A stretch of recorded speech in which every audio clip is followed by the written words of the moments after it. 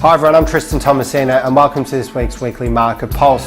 Well, the main thing I want to speak about is the market in general over the last 4 weeks, because we haven't had any interruptions with regards to public holidays or school holidays. It's been a very good month to sell, in particular in May. However, what we did see on the weekend in our core market in the Inner West was a clearance rate of 58%, compared to the 3 previous weeks before that, where we saw a clearance rate of 68%, 69% and 75% 3 weeks before that in our core market. The main statistic at the moment is very interesting, is that 55% of the auctions on the weekend that were meant to go to auction actually sold before auction.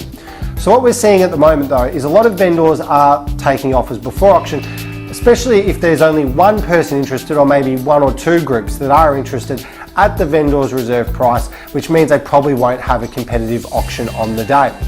Which brings us to our next point. With competitive auctions on the weekend, we only saw 0.9 average bidders at each of our auctions in the Inner West, compared to previous weeks, where last weekend we saw 2.64 bidders at each of our auctions, the week before that 1.9, and 3 weeks ago before that 2.5.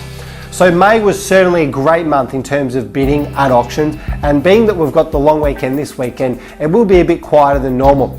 However, we are seeing that post 1st of July that we mentioned on previous videos, the market should pick up, as we've seen a lot of new listings coming to the market over the next 2 weeks, which is great for buyers out there that they have a lot to choose from.